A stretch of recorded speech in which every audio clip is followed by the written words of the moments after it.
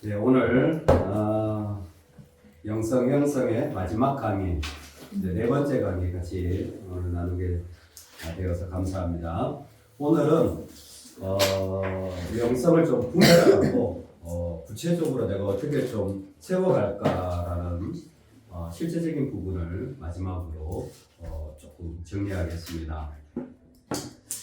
기억하시겠지만 영성이라는 것에 가장 좋은 것은 옷을 갈아입는다 라는 생각을 늘 해야 되고, 그것은 사실 철마다 갈아입는 것처럼 우리의 영성이 계속해서 바뀌어져야 하고, 또 무엇보다 이렇게 나활과 또 사회가 있었던 것처럼 우리 안에 디사이플십과 훈련과 또 어떤 영적인 또 경험들이 같이 조화를 이루어서 어떤 쪽에 내가 지금 더 필요한가 살펴보는 것도 중요하고요. 그리고 내 스스로 좀 깨달아지고 또 그게 경험되어지고 또 그 가운데 한 발자국 나아가는 그런 모습들도 우리한테는 좀 필요한 것 같습니다. 그래서 그런 어떤 영성의 전체적인 부분 가운데 실제적으로 내 영성에 그러면 좀 조정해야 될 시점, 어떤 부분에 어떤 타이밍에서 어떤 모습에서 내가 좀 인식할 수 있나, 내가 좀 잘못되고 있고 좀 조정해야 될 부분, 그것을 한 10가지로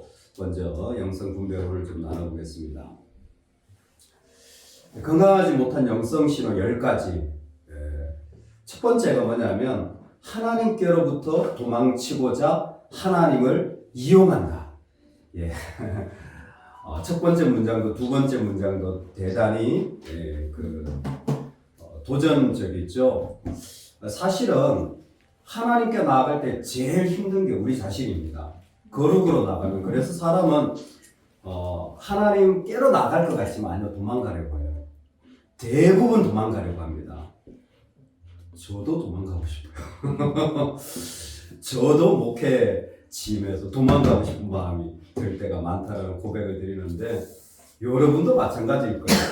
하나님이 나한테 좋은 거 주시는데 나한테 너무 부담스러운 거예요.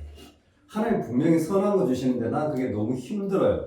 그래서 일반적으로는 도망가는 게 일반적인 어떤 영적인 패턴입니다. 그런데 오늘 여기에 보면 그렇게 도망치고자 하나님을 이용한다라고 그랬어요. 그게 뭐냐면 적당한 하나님과의 거리 조절을 한다는 겁니다. 난 이런 거 해. 그러니까 저건 안 해도 돼. 나는 이런 부분 하니까 저런 거 안 해도 돼. 그러니까 나할 같은 사람은 내가 막 이런 걸 경험했는데 굳이 뭐 내가 훈련을 받고 정기적으로 뭔가를 하고 이럴 필요성을 못 느끼는 거예요. 근데 의외로 이거 되게 많습니다. 내가 이런 어떤 수준의 교육을 받았기 때문에 저런 식의 신앙은 난 필요치 않아라고 생각하는 경우가 대단히 많습니다. 오늘날에 많은 프로그램들이 이런 것들을 더 조정하는 것 같아요. 나는 1:1 받았어. 나는 제자훈련 받았어. 아니면 나는 전도 폭발 받았어. 나는 알파 받았어. 이런 것들로 자신이 다르게 채워져야 될 부분을 상쇄시키기 쉽습니다. 이때는 내가 지금 문제가 생겼다. 도망치고자 한다면 문제가 생겼다라는 걸 알아야 돼요. 이거 문제인데. 근데 사실 우리 죄성이 강해서 문제인 줄 알면서도 살짝 모른 척 하기가 쉽죠. 두 번째, 분노, 슬픔, 두려움 같은 감정 무심. 이게 뭐냐면 우리 안에 이렇게 어떤 감정이 올라왔을 때 그리스도인들이 그 감정을 무시하기 쉬운데, 감정도 하나님 주신 거예요. 분노도 하나님 주신 겁니다. 분노 자체가 문제가 아니에요. 분노를 절제하지 못하고 분노를 해가 지도록 품는 게 문제예요. 분노도 하나님이 주신 감정 가운데 있으니까 우리가 분노를 가지는 거잖아요. 그렇죠? 슬픔도 하나님 주신 감정이니까 우리가 가지는 거잖아요. 다 하나님이 주신 거예요. 근데 신앙의 순서가 뭐냐면 첫 번째가 팩트예요. 말씀이라는 사실이에요. 팩트를 뒤이은 게 뭐냐면 믿음입니다. 말씀에서 믿음으로 와요. 믿음에 뒤이은 게 뭐냐면 감정이에요. 우리의 지성, 의지, 감정이 뒤따라오는데, 의외로 사람들이 믿음에 대해 지적인 것은 되게 탁월하게 여기는데 믿음에 대해서 내가 감정적인 어떤 변화와 도전을 겪는 것에 대해서는 대단히 문제가 있는 것처럼 생각해요. 아닙니다. 이게 대단히 정상적이고 건강한 겁니다. 오히려 이럴 때 건강하게 표현할 수 있는 연습을 하셔야 돼요. 믿음으로. 내가 분노가 났을 때 이걸 건강하게 표현하는 방법. 그리고 슬픔을 당했을 때 건강하게 표현하는 방법. 두려울 때 건강하게 표현하는 방법. 얼마 전에 아들과 대화를 하면서 요즘 10대 아들의 특징이 뭐냐면 자기 감정이 수시로 바뀐다는 거예요. 부모는 세밀하게 느껴요. 아이의 감정선이 바뀐다는 거. 근데 지친 어느 날 저도 그 감정선을 따라가기 너무 힘든 거예요. 너무 힘든 거예요. 그러면 야 그만 얘기하자. 근데 그 그만 얘기하자가 저도 모르게 감정이 들어간 거죠. 그냥 그만 얘기하자 이래야 되는데 그만 얘기하자. 아빠 지친다. 저 감정이 들어간 거예요. 돌았으니까 이건 아니잖아요. 어떻게 해요? 다시 일어나서 아들한테 가가지고 아들 미안해. 아빠가 하려는 얘기는 우리가 지금 대화가 안 되는 것 같은데 아빠가 좀 감정적으로 얘기한 것 같아요. 미안해. 웃더라고요. 다 알아요. 지도 기분 나쁘니까. 그리고 자기도 감정이라는 거 자기도 알고 사실은. 근데 감정이 나쁘다라는 게 아니라 그게 우리를 건강하게 표현하는데 그것을 어떻게 표현하는지 여러분 이 부분도 영성이 되게 중요한 겁니다. 세 번째 같이 한번 읽어볼까요? 시작. 자신의 정당한 욕구조차 거부. 네. 우리가 이레니우스의 표현에 의하면 하나님의 영광은 인간들이 온전히 살아가는 데 있다. 하나님 우리가 온전하게 살아가는. 근데 죄된 욕구도 있어요. 죄된 욕구. 폭력이라든지 빼앗는 것이라든지 무너뜨린다든지 미워한 이건 죄된 욕구죠. 분노도 죄된 욕구가 되기 쉽습니다. 한번 화나면 계속 화나요. 화가 더 커집니다. 화는 작아지지 않아요. 저는 하기에 논문을 써보고 이러고 있어요. 근데 두 번째, 선한 욕구도 있어요. 즐거움, 기쁨, 감사함, 행복함. 이건 다 하나님 주신 선한 욕구잖아요. 근데 그 선한 욕구조차도 우리는 비난합니다. 목사님 너무 행복하고 나 꼴 보기 싫어. 왜요? 나는 힘드니까. 저 권사님 앞에서 저렇게 기뻐하는데 잘난 척하는 것 같아요. 왜? 나는 기쁜 일이 없는데. 선한 욕구를 인정해 주지 못해요. 그게 우리나라 문화인 것 같아요. 그래서 항상 뭔가 문제 있는 듯한 우울한 그게 가장 좋은 이 분위기인 거예요. 우리나라 정서에. 항상 이 유교식이 그거 있어가지고 막 기쁘고 셀러브레이션 하고 그러면 어른들 난리 납니다. 제가 예전에 되게 조크를 좋아하고 지금도 이렇게 조크를 좋아하는데 이민교회에서 찬양인도 제가 했었거든요. 찬양인도 제가 오래 했습니다. 찬양인도 하다가 조크를 이렇게 재밌게 조크를 했더니 집사님 한 분이 실족해서 교회 안 나왔어요. 아버지가 영대 유도 학과를 영대학을 시작하신 분이에요. 엄청난 집은 유도집을 자기가 아버지도 유도 자기도 유도를 무를 하신 어떻게 거룩한 교회에서 우스갯소리를 하죠. 교회에서 어떻게 웃을 수가 있냐. 자기는 도를 하면서도 안 웃는다는 거예요. 무예를 하면서도 음숙하게 해야지. 정말 힘들더라고요. 이거 누구도 두 손 들었죠. 두 손 들었어요. 근데 어떻게 보면 정당한 선한 욕구를 인정해 줄 알아야 돼요. 근데 그게 나한테는 좀 안 좋게 보입니다. 그럼 내 영성에 문제가 생긴 거예요. 나도 마찬가지입니다. 나도 기뻐하는 거 여러분 당연히 내가 누릴 삶의 중요한 부분이에요. 죄된 욕구는 말할 것도 없고 근데 선한 욕구에 대해서도 여러분 건강하게 누릴 줄 알고 감사할 줄 아는 게 필요한 것 같아요. 그리고 이것을 서로가 같이 나눌 수 있는 마음들 이게 참 필요한 것 같습니다. 네 번째 같이 읽겠습니다. 현재에 미치는 과거의 영향력. 예. 닮잖아요, 가족은. 나도 모르게 내 부모에게서 받은 것이 있어요. 그리고 나에게서 내 자녀에게로 흘러가는 것이 있습니다. 이걸 거부하지 마세요. 이거를 부인하지 마세요. 이건 되게 건강하지 못한 거예요. 근데 오히려 그 속에서 나를 발견해서 나를 어떤 모습으로 바꾸어 나갈 것인가를 사실은 우리가 확인해 가는 게 중요해요. 다만 조심해야 될 것은 너무 과거와 연결되어 있어서 문제만 생기면 과거로 가는 분들이 있어요. 이게 상담학의 습관입니다. 문제만 생기면 어릴 적 부모와 관계 다 이쪽으로 가요. 근데 꼭 그럴 필요는 없습니다. 왜냐하면 우리는 그리스도 안에서 새 옷을 입을 수 있는 또 다른 능력을 가지고 있어요. 그렇기 때문에 문제만 생기면 자, 과거 뭐. 여러분 그런데 그거 아세요? 사실 비행 청소년의 대부분이 편모나 무슨 할머니 밑에 자란 아들이 아니에요. 그냥 일반적인 가정에서 자란 애들이 엄청 많습니다. 우리가 생각할 때 가정교육을 못 받아서 가정교육 중요해요. 저희 형님 고등학교 선생님인데 야 옛날에나 그랬지 뭐 할머니가 애 키운다 공부 못한다 이런 거 없다는 거예요. 할 놈은 다 하더라. 안 할 놈은 죽어도 안 하더라. 그런 게 너무 거기에 집착할 필요는 없어요. 근데 다만 내 모습이 내가 지나왔던 과거와 무관하지 않다라는 거예요. 이전에 그랬던 모습이 나한테 남아있고 부모의 모습이 나한테 남아있을 수가 있습니다. 박진영이 유명한 말을 했죠. 노래는 90%가 유전이라고.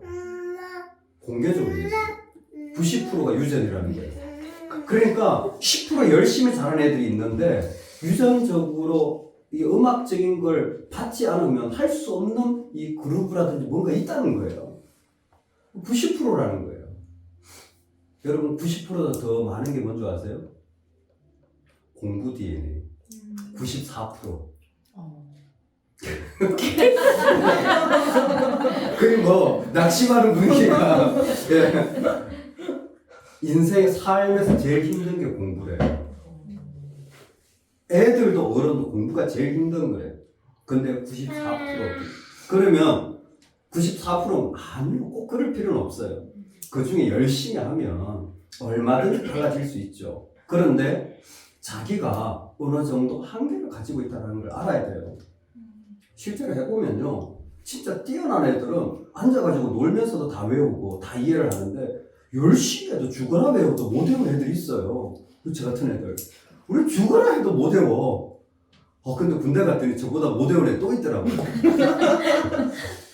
총을 외워야 되거든요. 총기, 부품을 다 외워야 되는데 와 정말 걔 때문에 제가 죽는 줄 알았습니다. 제가 후임병인데 온 부대가 다 뒤집어졌어. 왜냐하면 걔 한 명은 못 외웠거든요. 이제 이런 경우가 생기는 거죠. 연결되어져 있다라는 것을 기억해야 됩니다. 그리고 5번 속된 것과 거룩한 것을 너무 구별하면 이건 문제가 생겨요. 예를 들어서 교회에 있는 당신의 모습과 살고 싶어요. 이거 아시죠? 남편이 너무 홀리한 거예요. 근데 집에 오면 사람이 바뀌어. 그러니까 부인이 하는 말이 나는 교회에 있는 그 남자와 살고 싶어. 여러분 잘 보셔야 돼요. 목사님한테 하는 말과 남편한테 하는 말이 얼마나 다른지. 같아야 돼요. 그렇다고 또 목사님한테 남편한테 하는 말이 야! 그러지 마시고 반대로 진짜로 그렇죠? 네, 교회에서 대하듯이 그 하나님 훈련하라고 우리를 세우신 거잖아요. 네, 달라지면 안 돼. 그러면 내 영성에 문제가 있구나라는 것을 봐야 돼요. 그걸 훈련해야죠. 6번째 같이 읽겠습니다. 하나님과의 동행보다 사역이 바쁘다. 예. 여러분 유심히 아주 주의하셔야 될 게 사역에 바쁜 사람들이 많아요. 사역에 집중하는 분들이 많아요. 사역에 몰입하는 분들이 많아요. 근데 기도가 짧아. 대부분 아주 좋지 않은 영성입니다. 아주 좋지 않은. 오히려 내 안에 하나님과 동행한 것이 사역에 흘러나와야 돼요. 이게 우리한테 영성이 아주 중요한 시금석이 되었죠. 그래서 내가 영성을 가지고 나간다고 했을 때는 섬겨보면 알아요. 그러면 내 영성이 어느 정도인지 금방 다 모든 사역의 자리에서 드러납니다. 일은 다 해요, 누구나. 근데 그 영혼의 도전과 변화는 하나님과의 관계에서 많이 가능하거든요. 그래서 항상 기도가 먼저예요. 항상 기도가 먼저예요. 항상 말씀이 먼저예요. 부족하면 이 시간을 더 가져야 돼요. 그래서 루터가 한 말 있잖아요. 바쁠수록 더 기도한다. 그래서 루터는 바쁠수록 하루에 2시간 기도를 반드시 채웠어요. 바쁠수록 더 기도하는 거예요.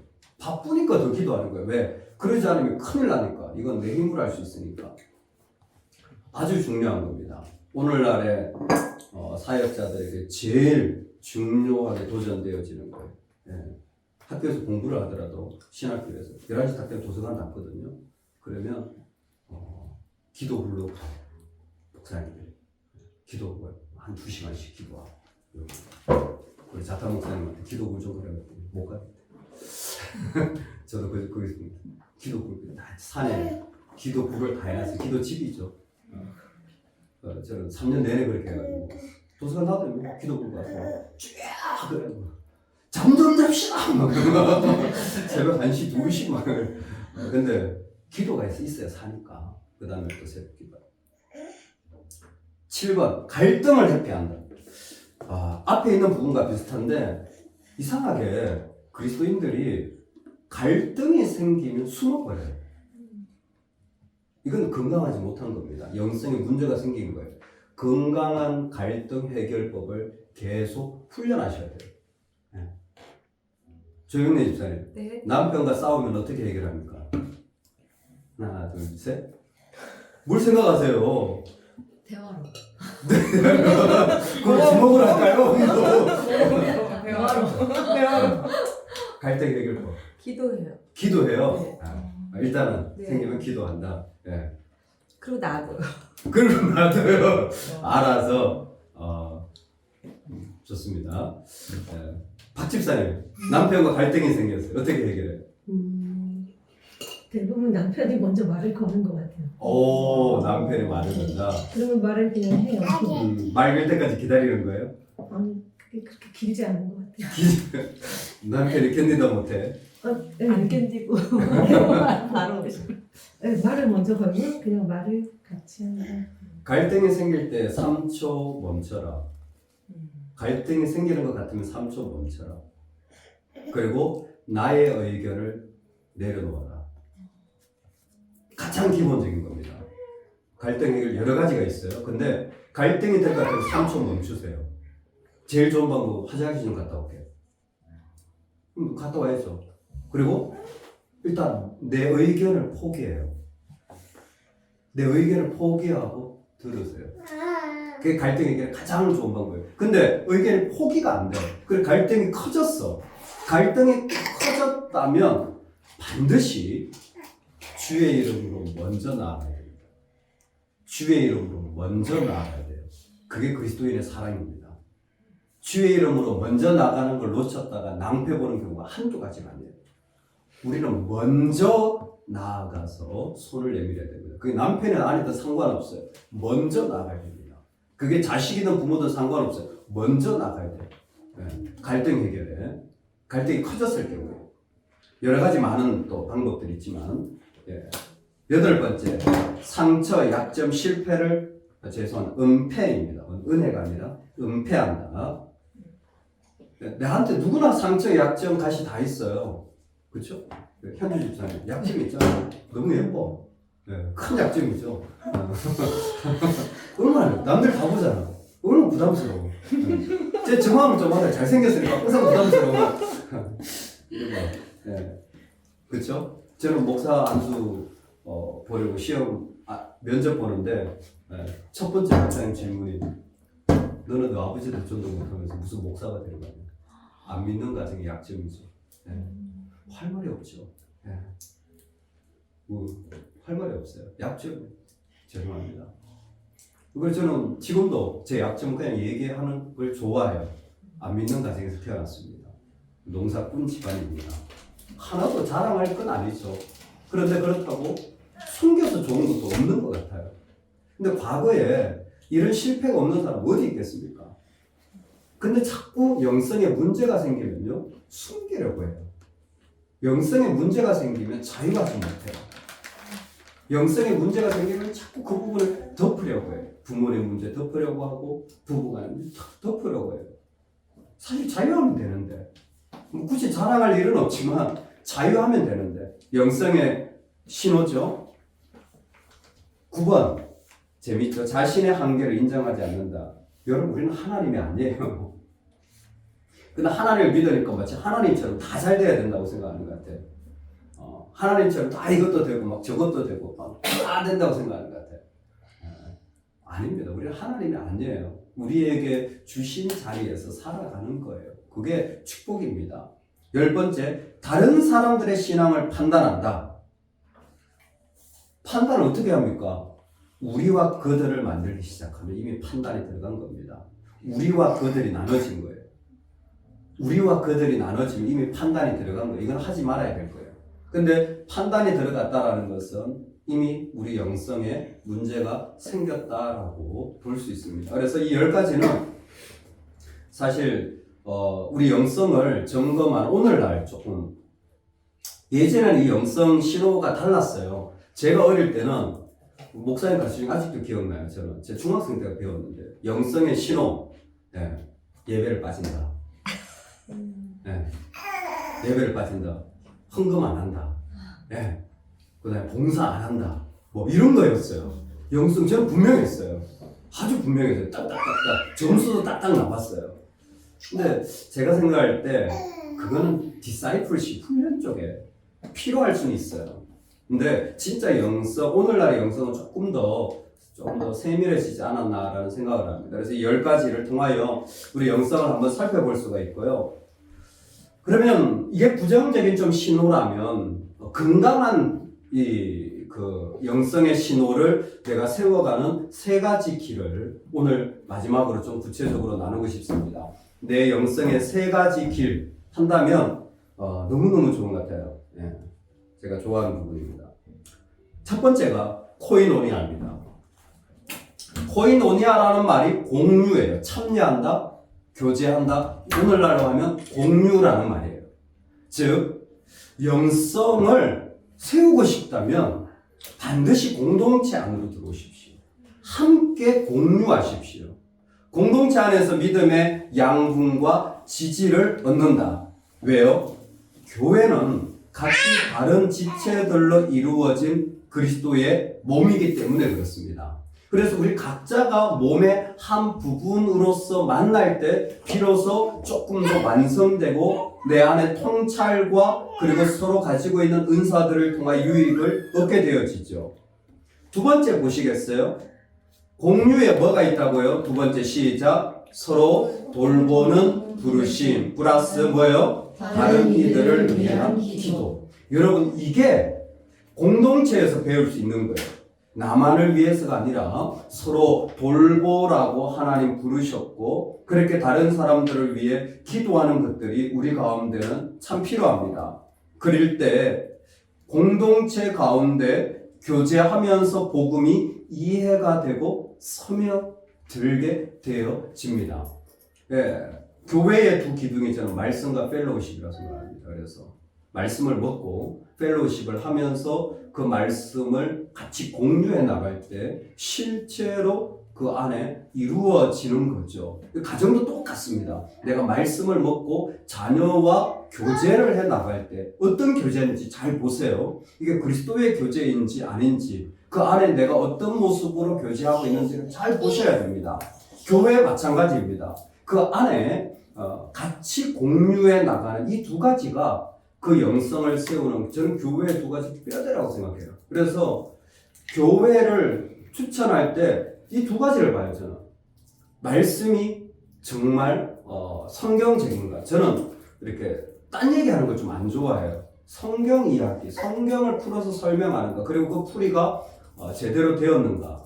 두 번째는 그 안에 그것으로 인한 사랑의 교제가 있는가라는 겁니다. 어떤 게 중하다 말하기 어려울 만큼 공유가 중요합니다. 펠로우십이. 왜? 그걸 실제로 피부적으로 느끼는 것은 사실은 이 공유에 있거든요. 아무리 말씀이 좋아도요, 관계가 딱 틀어지면요, 하나도 안 들어옵니다. 신기해요. 우리가 영적으로 믿음이 좋다는데 어림도 없습니다. 어림도 없어요. 예. 그래서 예전에 목사님들은 성도님들하고 밥을 안 먹었어요. 예. 점심시간도 밥 혼자 드시고 식탁 교제를 안 하고 이러면 안 해요. 왜? 서로 이렇게 어려운 일 생기기 힘드니까 거리를 두는 거죠.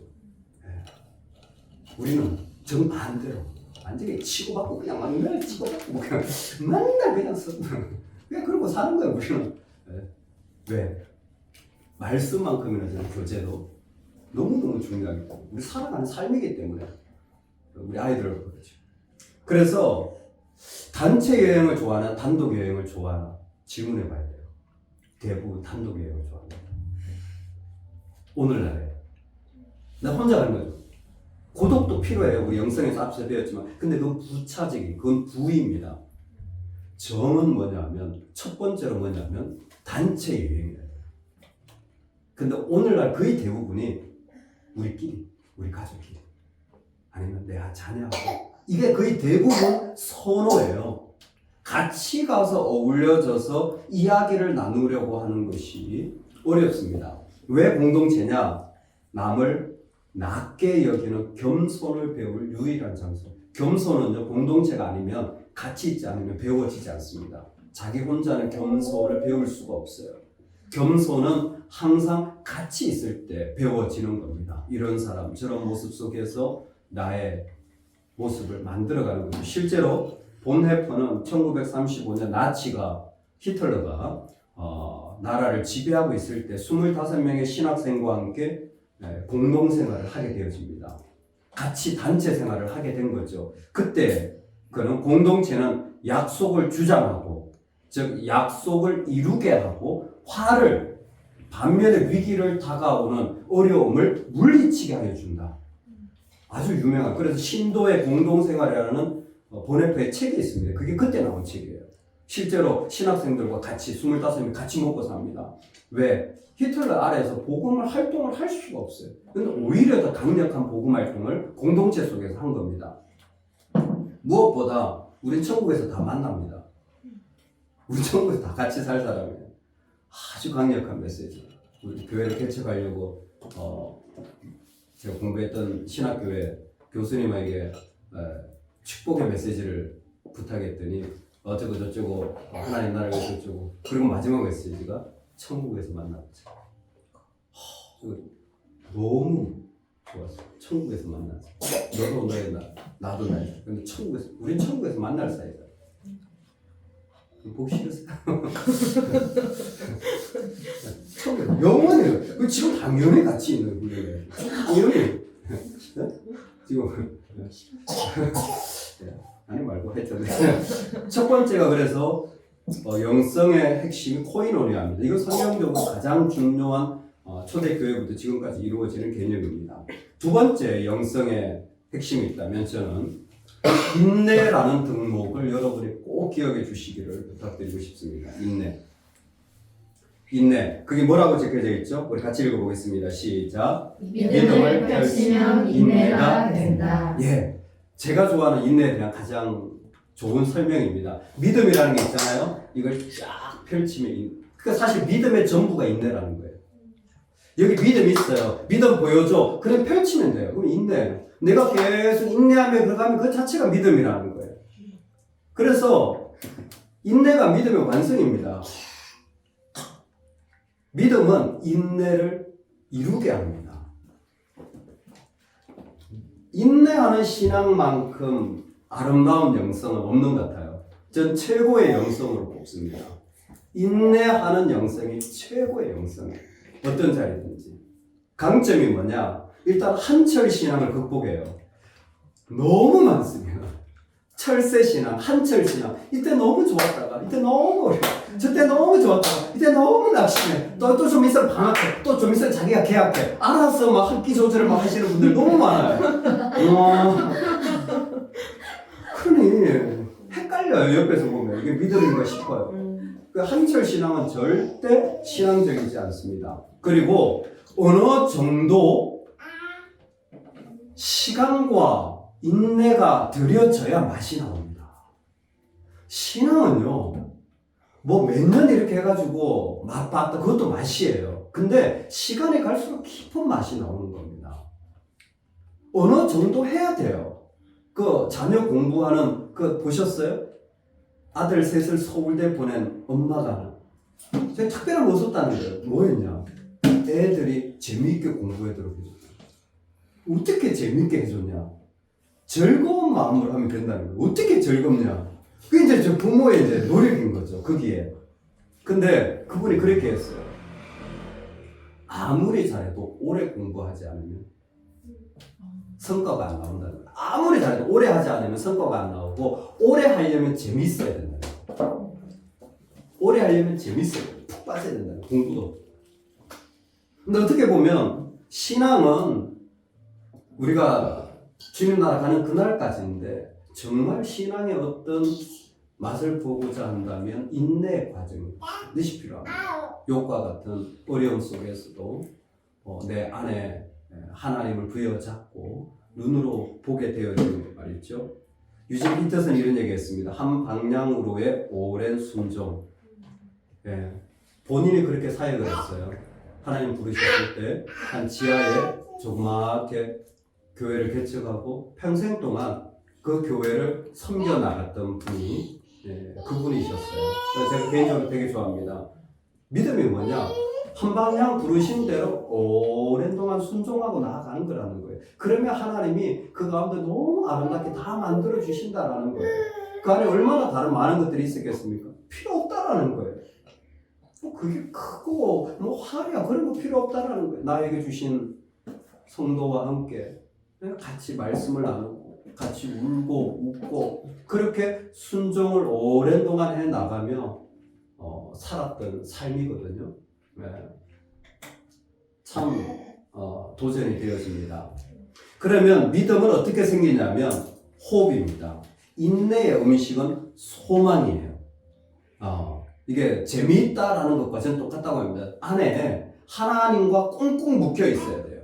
엘피스라는 소망이라는 말이 두 가지 뜻이 있는데 꽁꽁 묶다 또 너머를 보다, 저는 이 두 가지 다 좋아합니다.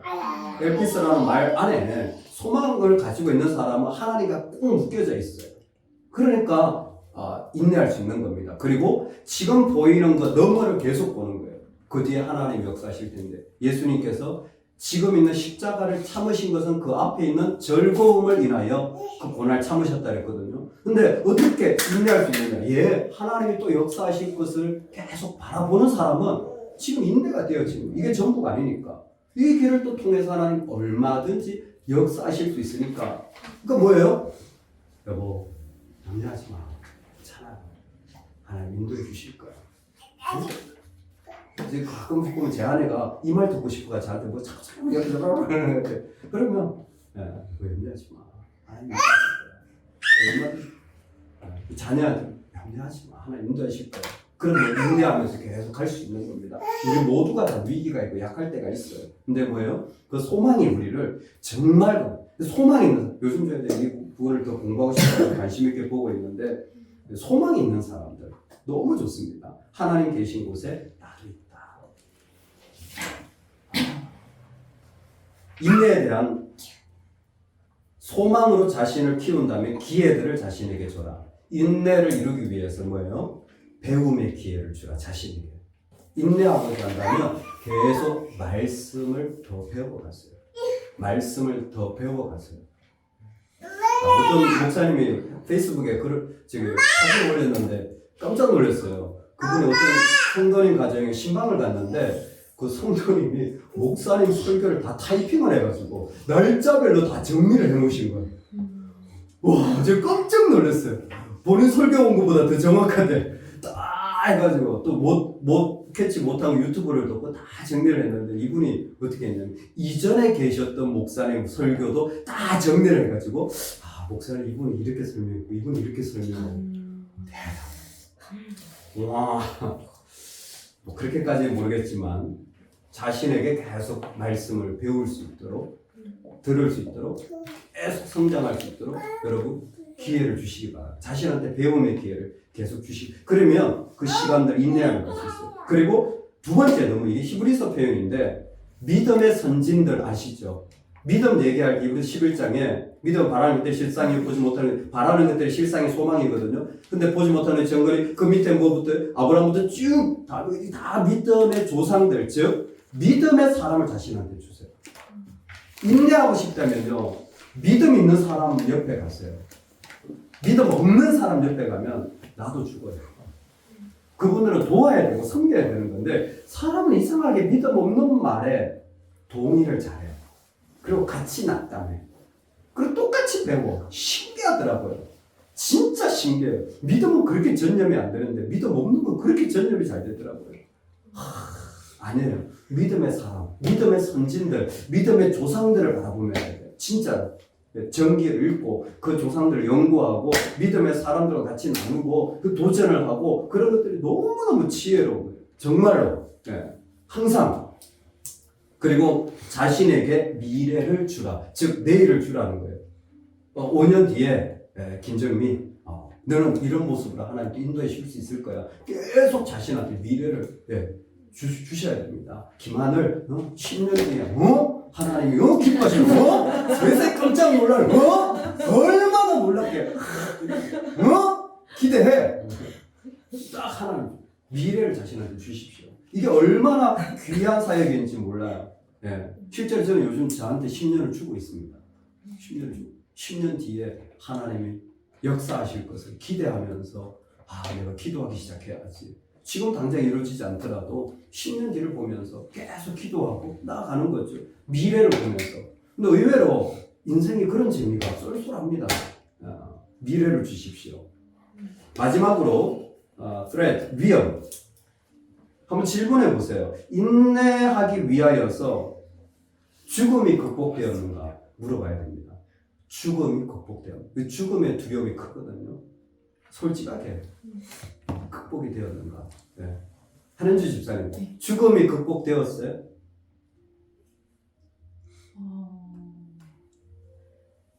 극복되었다고 생각을 했는데 지금 잘 모르겠어요. 잘 모르겠어요? 네. 오케이. 질문을 바꿔봐야지. 진우자매, 네. 죽을 것 같은 건 극복됐어요?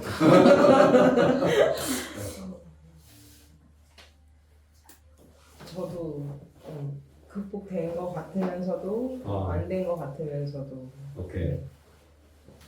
은지자매, 죽을 것처럼 힘든 거 괜찮아? 안 괜찮아? 인내 아주 중요한 실제적인 질문이에요. 죽음이 마지막 권세인데 실제로 내 자신한테 솔직하게 물어봐야 돼요. 솔직히 저는 죽음에 대한 자유함을 누렸다가 죽기 직전의 공포에 대한 두려움을 크게 느꼈던 적이 있어요. 죽음은 내가 두렵지 않은데 죽기 직전의 그 순간들은 두려웠게 느껴요. 왜냐면 그 마지막 순간들의 분들을 계속 보다 보니까 쉽지 않구나. 내가 저 시간에도 믿음을 저렇게 붙잡을 수 있을까? 저 고통스러운데 막 주사 맞고 막 몰핀 맞고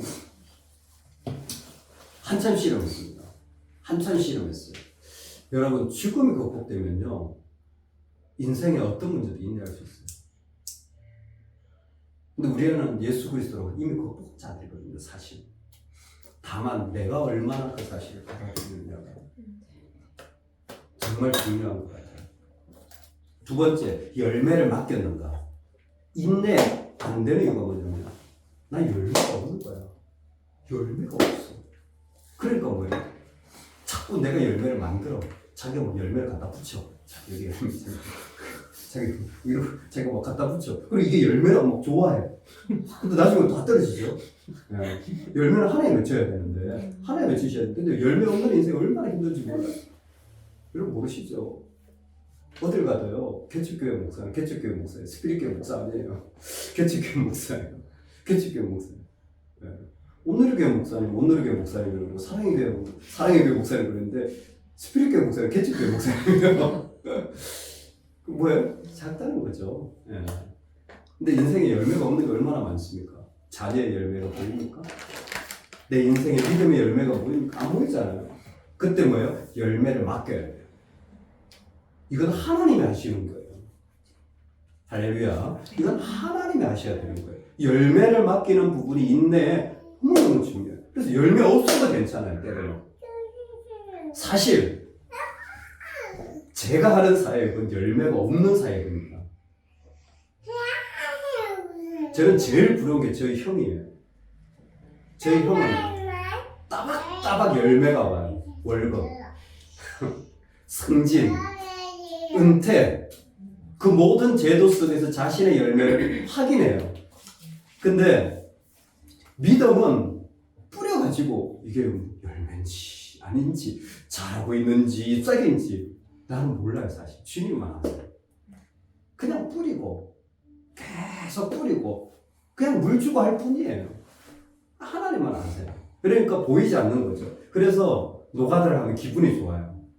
페인트를 딱 칠하면 열매가 딱 보이잖아요. 너무 상쾌해. 청소를 좋아해요. 제가. 그래서 청소를 제가 했어요. 제 아내가 너무 좋아하더라고요.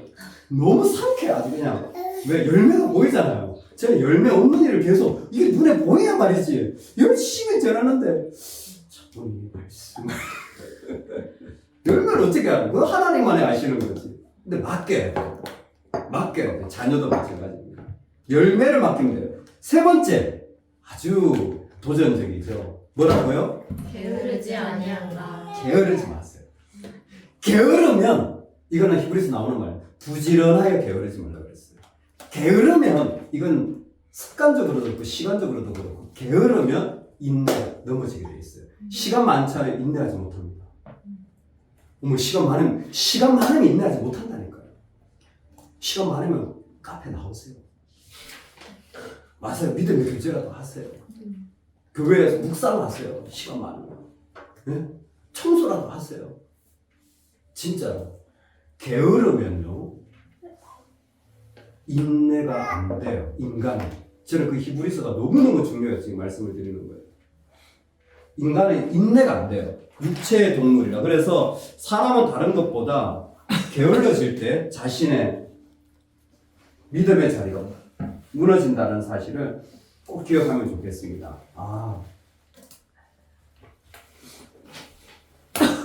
세 번째, 마지막. 코이노니아, 인내. 우리가 세워나갈 영성은 이제 입체적으로 뒤집어서 발휘하는 거겠죠. 세상에서 좀 봐야 될 필요가 있어요. 교회에서만 보지 말고 뒤집어서. 첫 번째, 습관. 내가 살아가면서 내가 뭘 원하는지 보세요. 그게 우리가 됩니다. 만약 예배가 선택이 되고 있다면 이거는 좋지 않은 습관 조정해야 돼요. 타이타닉호가 침몰했습니다. 침몰하고 난 뒤에 영국에서 조사를 했어요. 이 배가 왜 침몰하게 되는지 원인을 밝혔습니다. 원인은 뭐냐면 에드워드 존슨 선장이 나침반을 가지고 있었는데 그 나침반이 2도 잘못 가리키고 고장이 나서 이 사람 그거 보고 계속 운행을 한 거예요. 그래서 빙하를 그냥 갖다 박은 거예요. 당신 나침반이 이렇게 삐뚤어진 거 몰랐냐니까. 자기는 계속 이것만 썼다는 거예요. 왜요? 조정하지 않는 거예요. 내 삶의 습관을 조정하려고 하지 않아요. 내 삶의 습관을 조정하지 않은 거예요. 어느 순간 빙하에 그대로 박아요. 침몰하게 됐다는 거예요. 내가 살아가는 삶의 자연스러운 습관을 보세요. 말의 습관이 있습니다. 생각의 습관이 있어요. 내가 하루에 습관, 문제가 생기면 딱 나오는 습관이 있습니다. 힘들면 나오는 습관이 있어요. 아까 얘기했죠. 힘들면 그냥 그만둬버리는 분들 너무 많아요. 인내가 없어요, 인내가. 근데 내 안의 습관은 뭐예요? 조정해야 됩니다. 계속 조정해야 돼요. 타이거 우즈도 평생을 골프 쳤지만 계속 코치한테 배우잖아요. 계속 배우잖아요. 계속 조정해야 됩니다. 이게 영성이에요. 두 번째, 일의 영성. 우리는 무엇인가 일을 하며 살아갑니다. 일을 할 때 하나님은 이 세상을 허접하게, 나를 허접하게 만드시지 않았다는 걸 기억해야 돼요. 일이 중요한 게 뭐냐면 애굽 사람들이 일로 말미암아 자신들의 영성을 다 짓밟혀 버렸어요.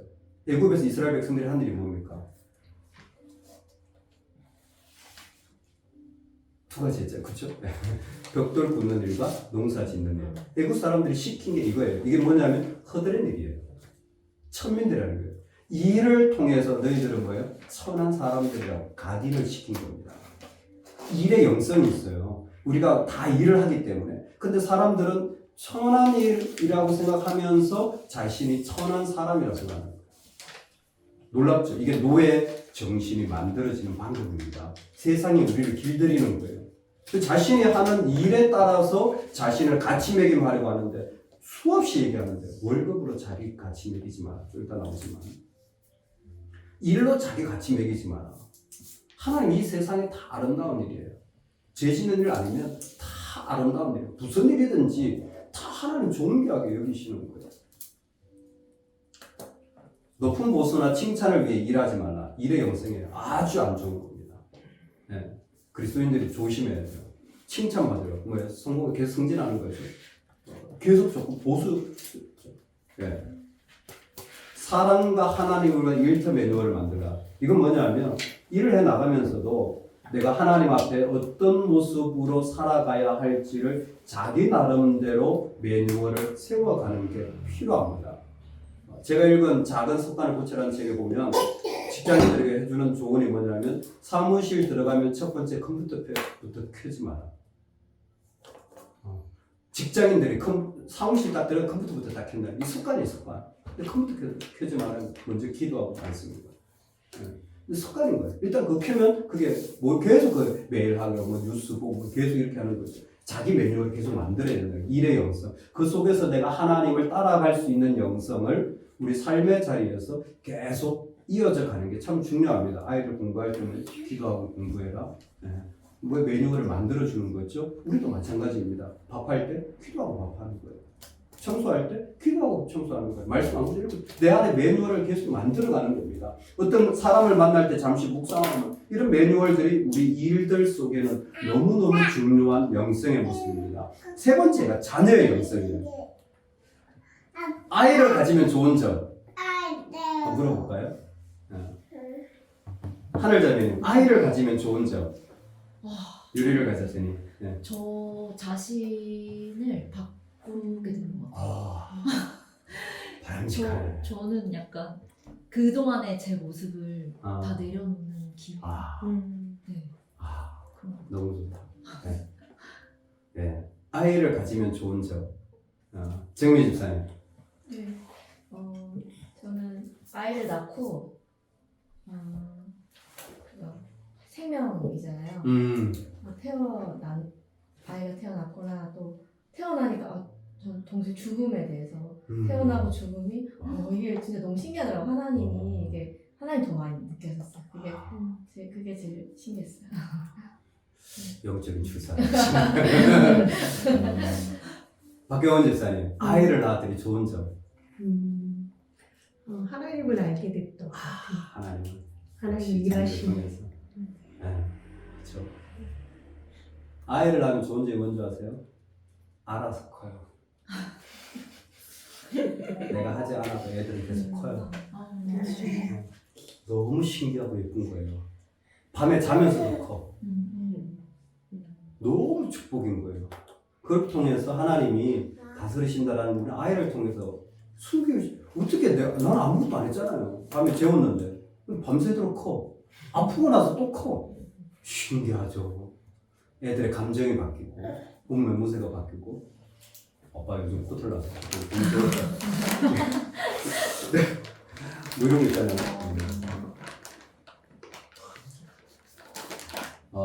브레너 매닝이 쓴 말입니다. 거짓 자의 반대는 아바의 자녀다.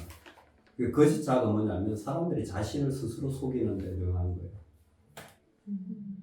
자기 자신을 스스로 속이는 데 능해요. 거짓으로. 그런데 그거의 반대가 진리의 자녀가 아니라 아바의 자녀, 아빠의 자녀라는 말인데 사랑받는 자. 즉 자녀는 사랑받는 자가 되어야 되고 우리와 자녀의 영성은 사랑받고 사랑 주는 관계가 되어야 됩니다. 그렇죠? 여러분 이게 인생의 영성입니다. 목사를 좀 그렇게 사랑해 주세요. 여러분의 남편을 좀 그렇게 사랑해 주세요. 네? 그렇게 입장에 믿지 않는 자들을 좀 그렇게 사랑해 주세요. 거짓의 자아를 깨트리는 방법은요. 너 왜 그랬어? 이게 아니에요. 거짓은 발견하고 지목할수록 더 강하게 커집니다. 더 강력하게 방어해요.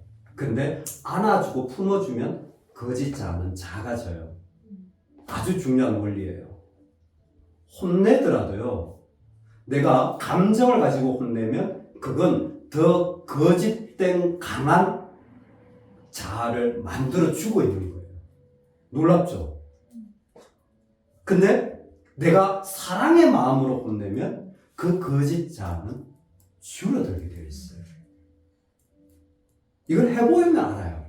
그리고 실제로 우리도 마찬가지입니다. 누가 나한테 정말 사랑을 해주시는지 아니면 정말 나를 꼴보기 싫어서 그러는지는 자꾸 만나보면 알아요. 그렇죠? 시간이 지나보면 다 느껴져. 이게 영성입니다.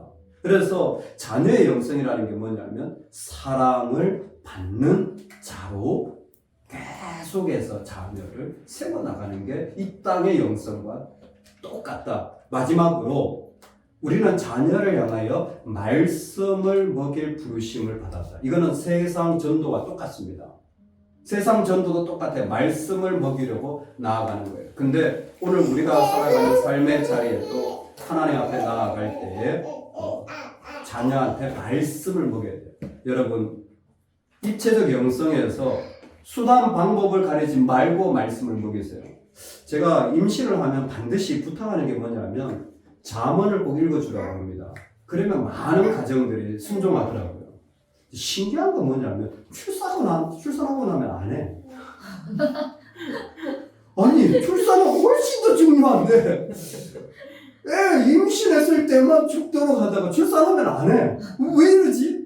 그래서 작전을 요즘 좀 바꿔서 좀 얘기를 다시 해야 되겠다. 아니 하나님 하더라고요. 뭐 손은 고 하더라고요. 출산하고 해야죠. 출산하고 해야죠. 말씀을 계속 먹어야 돼요. 나 말씀 그럼 먹을 줄 모르니까 내가 말씀을 먹었어요. 어쨌든 예? 부시 일어나서라도 빨리 유튜브 켜가지고 새벽에 이런 말씀이었구나. 일찍 해가지고 딱 준비를 나를 시켜야 돼요. 말씀을 먹일 준비를. 밥을 안 해놓고 어떻게 밥을 먹여요? 그렇잖아요. 그 말씀을 내가 항상 먹일 준비를 하고 있어야 돼요. 항상. 저는 매일 준비합니다. 저 매일 지금 이게 긴장이에요. 저 새벽 예배 준비하잖아요. 새벽에 끝나고요. 우리 집에 가면 큐티를 따로 해요. 본문이 달라요. 그거 또 준비해야 돼, 나는. 근데 그거 반드시 제가 해야 될 거예요. 정신이 없다, 그냥. 아침에 정신이 없다. 근데 뭐예요? 이건 내가 해야 될 거예요. 내 자녀에게 먹어야 되니까. 왜? 아내랑 딜을 했으니까. 말씀 내가 먹을게. 공부 네가 시켜요. 공부 못하면 네 책임이야. 농담이지만 말씀을 먹이라는 것이 이건 우리의 책임이죠. 근데 참 우리 모두가 저는 성도님들에게 말씀을 먹일 책임이 있는 거예요. 진짜. 여러분도 마찬가지일 거 아닙니다.